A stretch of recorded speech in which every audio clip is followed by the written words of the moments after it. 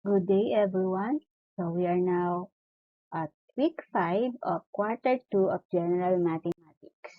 So let's have first the content standards, the performance standards, and the most essential learning competency.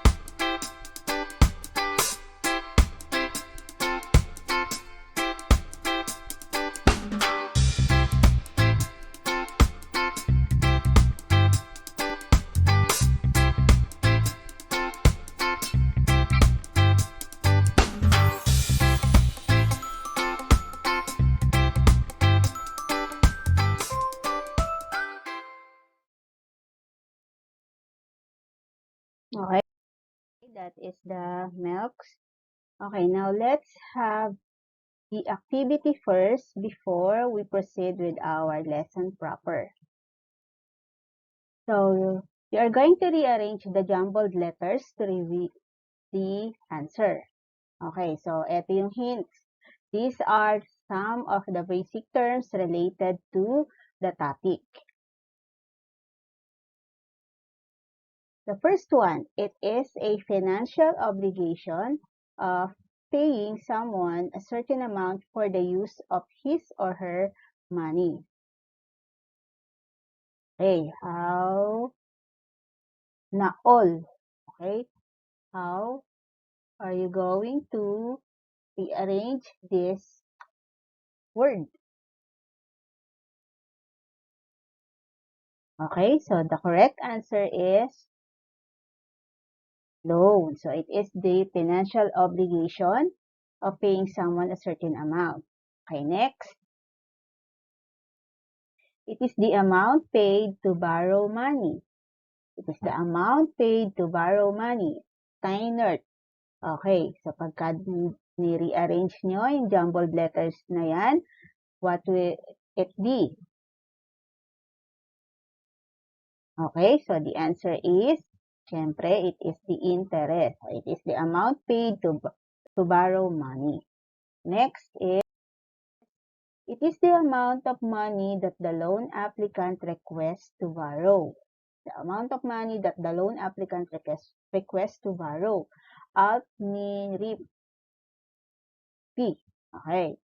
So, ano kaya yan pagka ni-rearrange natin yung jumbled letter na yan? Siyempre, the correct answer is principal. Okay. Next. It is the payment or interest level used to determine a borrower's monthly payment. Okay, how?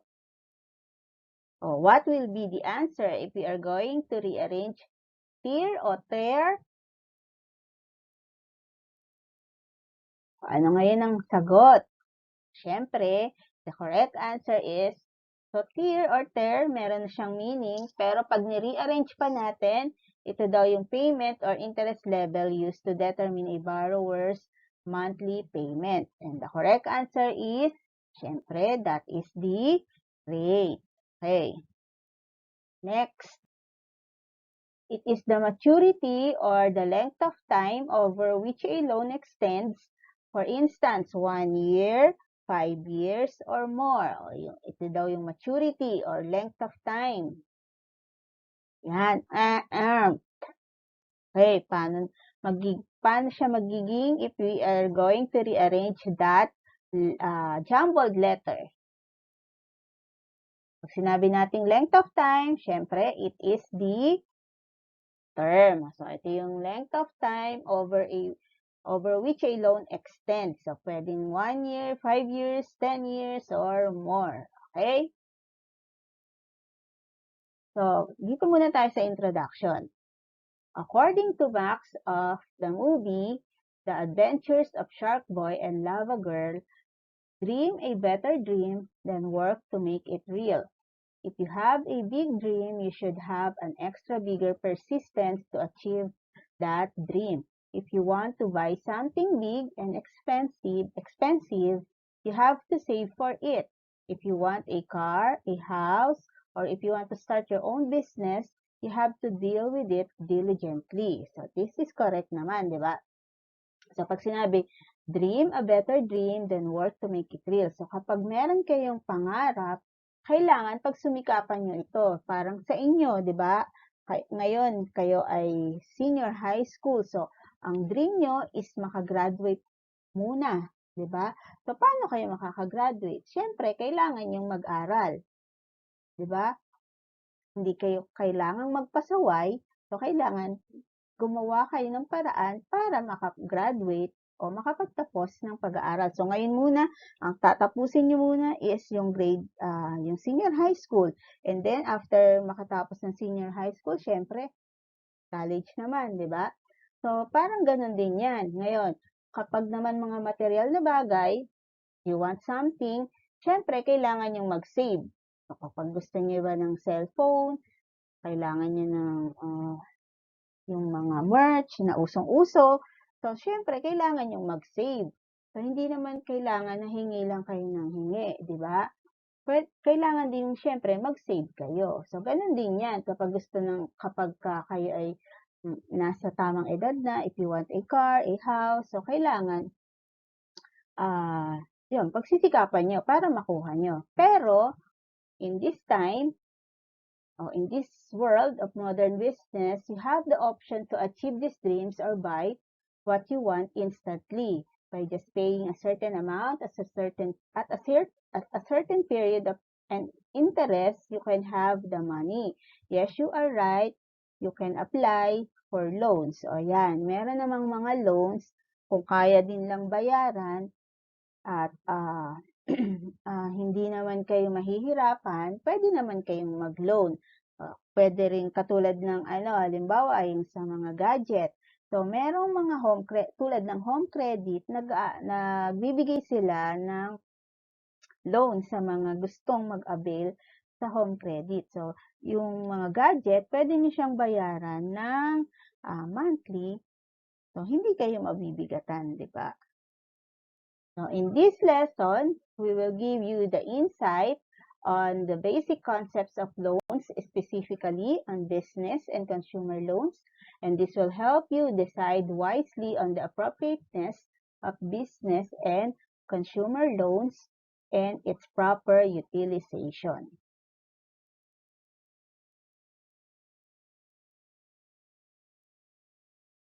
Okay, let's have first the objectives. So after this session, the learners are able to define loan and its related terms, illustrate business loan and consumer loan, and distinguish business loan from consumer loan, and solve problems involving business and consumer loans. So let's have first lesson 1, which is business loan and consumer loans. Okay, let's have first the definition of terms. So, business loan. So, business loan is the money lent specifically for business purposes. Kaya nga siya business loan kasi for business purposes lang siya, di ba? It may be used to start a business or to have a business expansion. Pwedeng magsisimula ka pa lang, pwede naman pandagdag sa meron ka ng business ngayon. O gusto mong expand yung business mo, pwede kang mag-loan, and that is called business loan. Okay, the next one, we have consumer loan. When we say consumer loan, it is the money lent to an individual for personal or family purposes. Okay, so pag consumer loan, it is for For individual, it is given to individual for personal or family purpose. Okay, so that is the difference between business and consumer loan. Another one is the collateral. So, pag sinabi natin collateral, it is the asset used to secure the loan. It may be real estate or other investment. So, pag sinabi natin collateral, ito yung mga pamprenda nyo. Halimbawa, mangungutang kayo sa bangko, pera ang kailangan nyo ng collateral. Minsan talaga humihingi sila ng collateral. Siyempre, parang assurance nila yon na magbabayad kayo. So, just in case hindi kayo makabayad, yun yung kukuhanin nila sa inyo. Diba? Okay, next. Term of the loan. So, it is the time to pay the entire loan. So, it may be 5 years, 10 years, or more. So, yan yung term of the loan. Yan yung nandun sa contract ninyo. Next is the guarantor, a person who guarantees to pay for someone else's financial obligation if the borrowers fail to do so. So, ito yung mga tagapagligtas, hindi naman tagapagligtas, pero kawawa sila, di ba? Just in case hindi nyo mabayaran yung yung utang ninyo, sila yung hahanapin o sila yung hahabulin ng mga institution or ng mga bangko. Yan yung guarantor nyo. O kaya minsan tinatawag din silang co-maker, gano'n. Co-borrower, yan. Kasi may pirma din sila doon sa contract. Okay? Next. So, this time, we are going to differentiate business loan from consumer loans. So, ano ba yung difference between the two? So, meron tayong mga term of reference. Doon tayo sa collateral. Yung business loan ba, kailangan ng collateral o yung consumer loan? So, yung sa business loan, may require collateral. Ayun nga, pwedeng real estate, other investment, equipment, fixtures, or furniture. So, alin man dyan, pwedeng maging collateral. And then, the consumer loan. Sa consumer loan naman, may also require a collateral. So, pwede ring manghingi, sometimes naman hindi. O halimbawa, ang iniloloan mo naman ay para sa housing loan. Siyempre, hindi ka naman hahanapan pa ng collateral. House nga yung niloloan mo, tapos hihingin ka na nga, wala kang bahay, di ba? So, it's a case-to-case basis sa pagka-consumer loan. Okay? Next, guarantor. Sa business loan, the guarantor is the business owner kasi ikaw yung magsasign doon sa contract. So, ikaw yung hahabulin ng institution kapag yung business mo ay hindi nagbayad doon sa sa institution. So, ikaw kasi yung guarantor, di ba? Sa consumer loan, does not usually require a guarantor. So, minsan hindi na kailangan yung guarantor sa consumer loan. Okay? Term of the loan. Sa business loan, short term lang sila.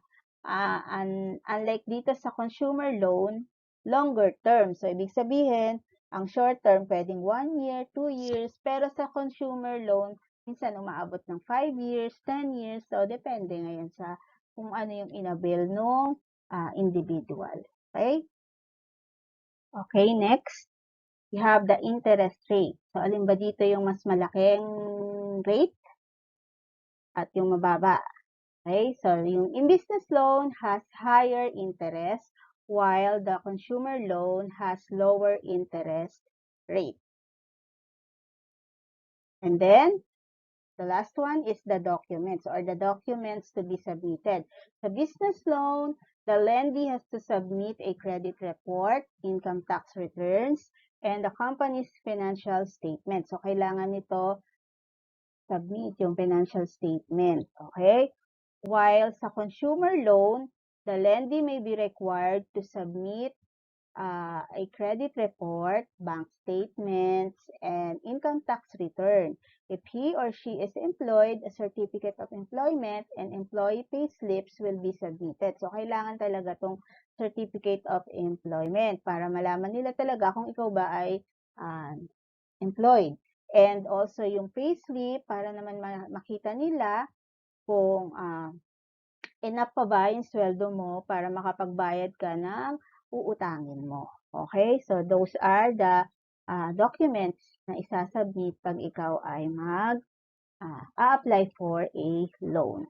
Okay? Now, let's proceed sa mga examples. So, I will give you example and then by identifying whether the following is a consumer or business loan. Okay, so example 1. Mr. Agustin plans to have a barber shop. So, barber shop daw yung itatayo ni Mr. Agustin. He wants to borrow some money from the bank in order for him to buy the equipment and furniture for the barber shop. So, barber shop. So, doon pa lang sa word na barber shop, so it means that Mr. Agustin is planning to apply for, syempre, business loan. Okay? Next.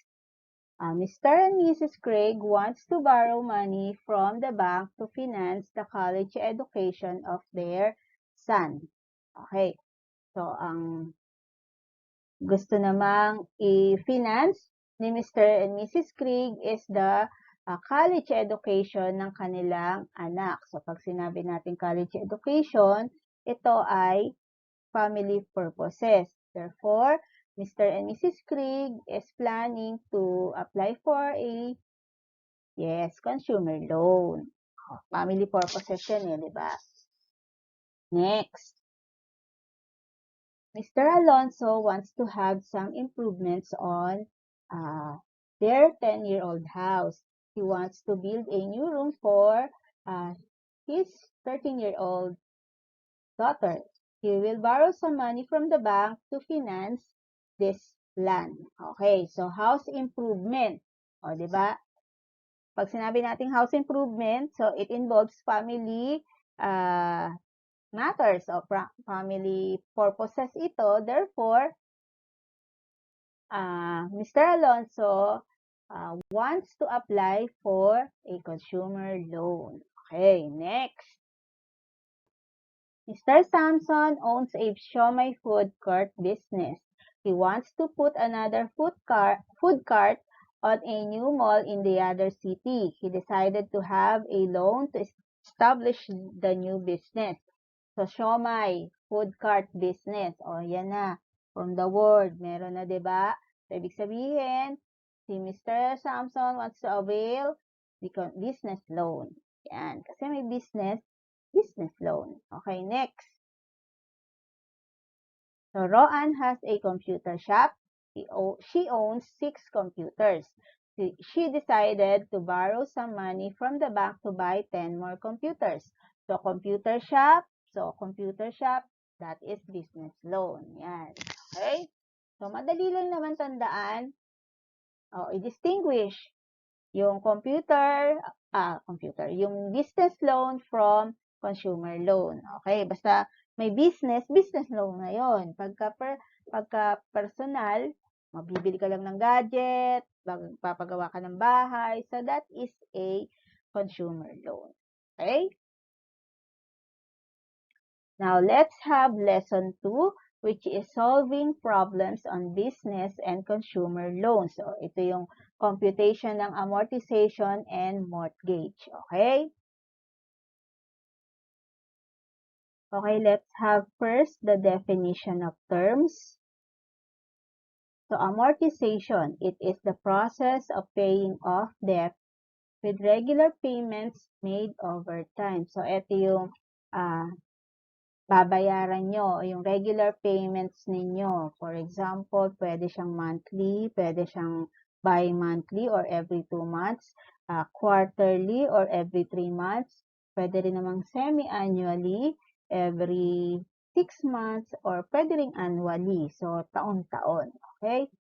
Next is the mortgage. It is a loan from a bank or other financial institutions that help a borrower purchase a home or a car. So, ito yung loan, okay, na from a bank that will help the borrower purchase a home or a car. Okay, next is the chattel mortgage, a mortgage on a movable property. Okay, pag sinabi nating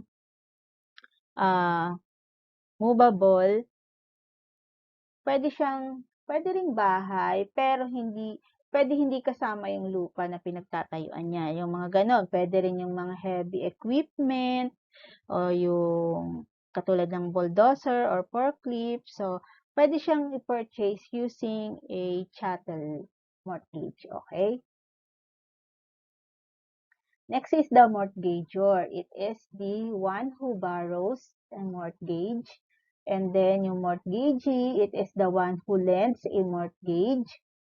And then the collateral, so just like in the previous topic, ito yung assets that can secure a loan. So, ito yung pamprenda. Ito yung panghahawakan ng hiniraman nyo na just in case hindi kayo makapagbayad, meron naman natitira sa kanila. O, meron silang pinanghahawakan. Okay? Next is the fixed rate mortgage, a type of mortgage where interest remains constant. And then the obligation, it is what parties may do under a contract or terms of agreement. So, ito yung mga terms na nandoon sa inyong contract. So, yan yung obligation nyo. Okay? So, iba-iba yan. Depende sa kontrata. Okay? Okay, now let's have the example. So, ito na, magko-compute na tayo. Problem 1. So, Mario came from a poor family. His parents have no stable jobs. But due to Mario's determination, he excelled and was able to graduate in college. After being permanent for 2 years in his work, he dreamt of providing a simple and decent shelter for his family. He went to the bank and applied for 1 million pesos loan. The bank approved his application with following terms: 10% down payment, 12% total interest, and must be paid in full after 5 years. So, kailangan daw magda-down muna si Mario ng 10% of the loan, of the total loan. And then, ang interest ng loan niya is 12%. And then, babayaran niya in full after 5 years. Okay. So, how much is his mortgage amount? And how much should he have paid after 5 years? Okay. So, eto na ngayon. So, down payment. So, paano natin makukuha si down payment? So, down payment rate times the amount of loan applied. So, ano ba yung rate? Diba? 10% or 0.10. At yung amount of loan is 1 million. So, we have 0.10 times 1 million. So, ang down payment na kailangang bayaran ni Mario is 100,000. Okay. Now, how much is his mortgage amount? So, yung mortgage amount is equal to the amount of loan applied minus the down payment. So, yung amount of loan applied is 1 million minus the down payment. So, ito yung amount loan applied minus the down payment. So, we have 1 million minus 100,000. Therefore, the mortgage amount is 900,000. So, ito na yung mortgage amount. Kasi nakapagbayad na siya ng 100,000. Okay, now let's have letter B. Magkano ba yung babayaran niya ni Mario in full after 5 years? So, ito na ngayon yung principal, which is 900,000. And then the rate is 0.12. And then yung years o term ay 5 years. So, solve for the future value. So, we have future value is equal to the principal multiplied by 1 plus j raised to n. Okay, so, since nandiyan naman lahat ng given, we are going to substitute the value to the given formula. So, we have 900,000 multiplied by 1 plus 0.12 raised to 5. Okay, so future value is now 1,586,108. Therefore, Mario should have paid 1,586,108 after 5 years. So, ito na yung babayaran ni Mario. So, malaki din yung interest, di ba? From 900,000 to 1.5. So, almost 700,000 din yung tubo sa loob ng 5 taon. Idagdag pa dyan yung 100,000 na binayad. So, yan lahat yung binayad niya doon sa utang. Okay? Next. We have example 2, yung chattel mortgage. So, a person borrowed 1,200,000 pesos for the purchase of a car. If his monthly payment is 31,000 pesos on a 5-year mortgage, find the total amount of interest. So, yung interest naman ang hinahanap natin dito. Okay. So, given, ang principal natin is 1.2 or 1,200,000. Ito yung inutang niya kasi, di ba? And then, yung monthly payment o yung regular payment niya is 31,000. So, monthly, nagbabayad siya ng 31,000 sa loob ng 5 taon. Okay? So, the total amount paid is given by the formula. Total amount is equal to 31,000 times 12 months times 5 years. Kasi, monthly, ang bayad niya sa loob ng 5 taon. Kaya, 31,000 times 12 times 5. So, yung total amount na nabayaran o babayaran niya is 1,860,000 pesos. And how much is the interest? So, yung interest is the difference between the total amount paid and the amount of mortgage. Okay. Total interest is equal to